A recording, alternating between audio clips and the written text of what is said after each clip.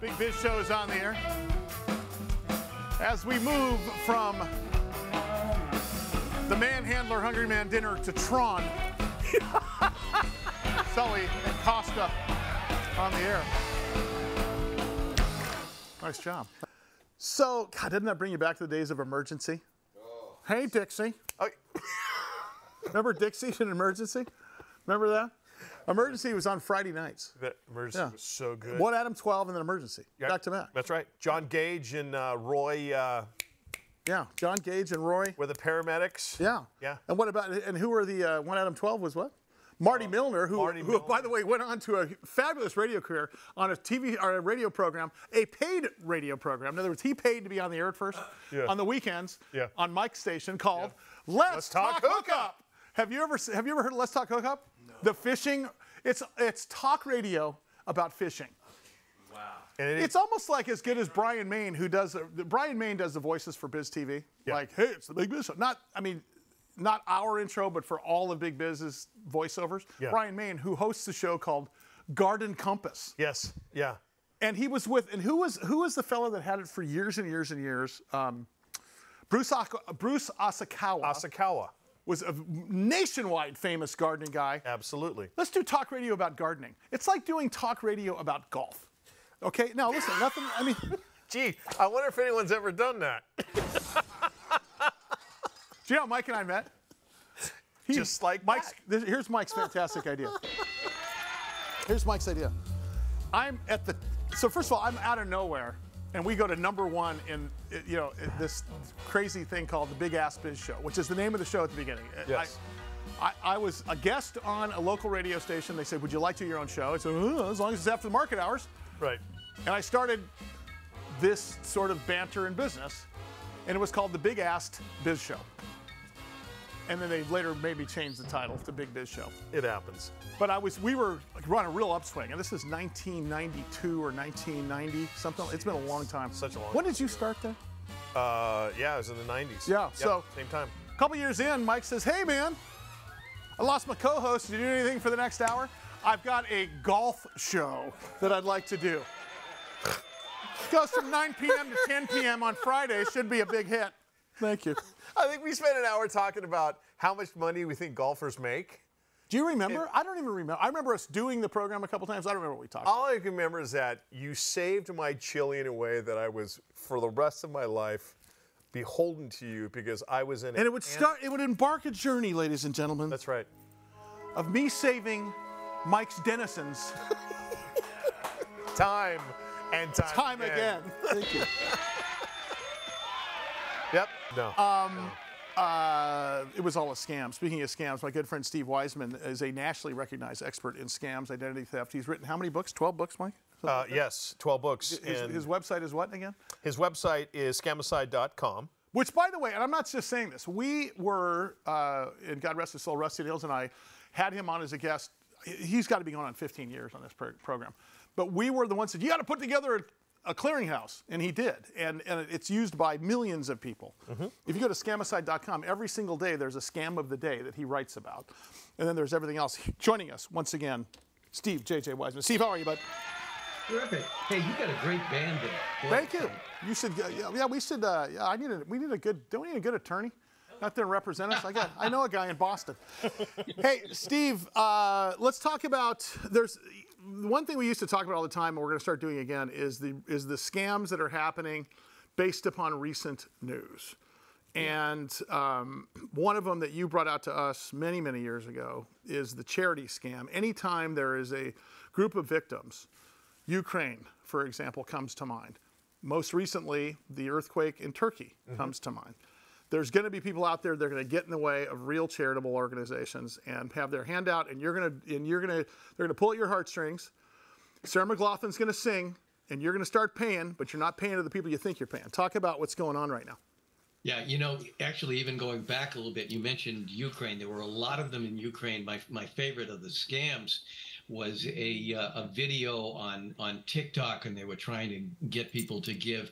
And if you looked real closely, you noticed that all the cars on this street had British license plates. So it was going to be in the UK. Yeah, it's almost like looking. It's like when you look and it's and it's called Chase Bank, and there's a D at the end. I mean, but it looks like the same logo. I mean, you have to look. And I will tell you how much money this guy has saved my 2 daughters when they were in college, and my parents, who are elderly, when they, hey, Bob, I just got a call from a guy who said they hijacked our computer. Should I pay him the $5,000? No, Mom. I mean, honestly, though, but and most of this stuff you can see in advance, right, Steve? You really can. And the thing is, unfortunately, it's easy for the scammer. As you know, I used to teach before I taught here at Bentley. I used to teach in the state prison system, and the prisoners there used to complain, back when we were running our cons and our scams, it took skill to be a counterfeiter or whatever. Now, anybody can, like you mentioned, Chase Bank. It's easy to get that logo. It's easy to make the phone call by using spoofing appear on your caller ID as if it's coming from Chase, the logo in your email, the text message, all of that. And with the charities, there's an easy way to know if it's legit or not. And the easy way to know is you can't know. And so you can't trust any email, any text message, or any letter or phone call. So what you do is, if you think there is someone contacting you that might be legitimate, or you want to know where to go, there's a great website called charitynavigator.org. And it'll tell you 2 things.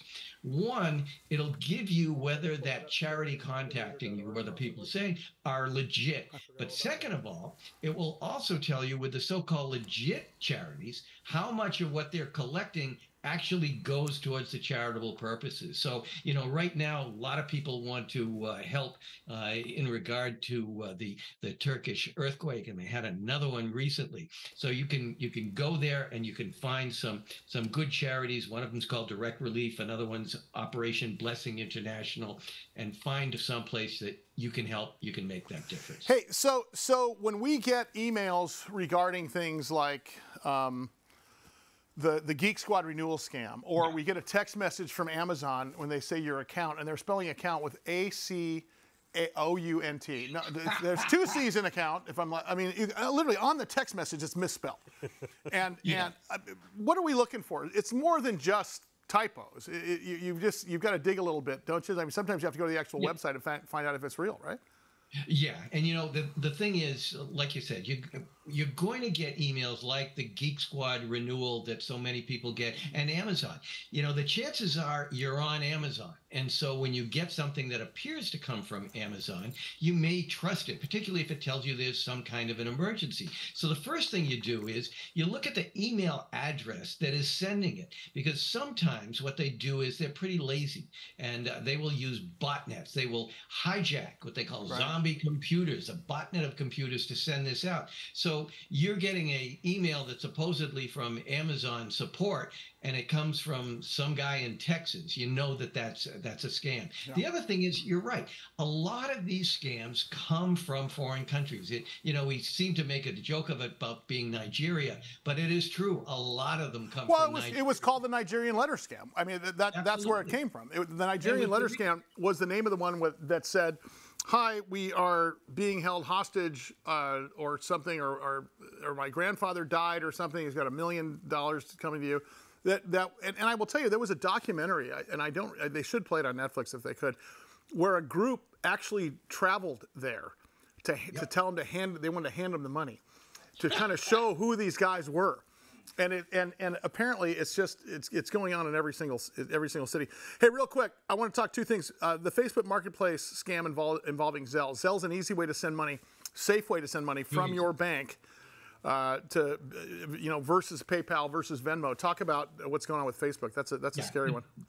Well, first of all, the big thing with Zelle and Venmo, all of these P2P sales, what you want to do is you want to limit those just to people you know, to friends, because the consumer protection laws don't protect you very much. Zelle in particular, there's been a lot of people that have been defrauded. The one in Facebook Marketplace is you're selling an item, you get told that the person's going to use a Zelle business account, and then you get get an email that appears to come from Zelle saying you need to up the price somewhat because in order to qualify for a payment from a Zelle business account, which is a total scam. There are Zelle business accounts, but there's no amount that you have to pay. So you send that money because the buyer says, yeah, just send me the money through my Zelle and then I'll just add it back into what I send you. Of course, you send it to them, it's gone, you never get anything. So you only use Zelle, you only use Venmo for friends and family. Don't use it for businesses right now,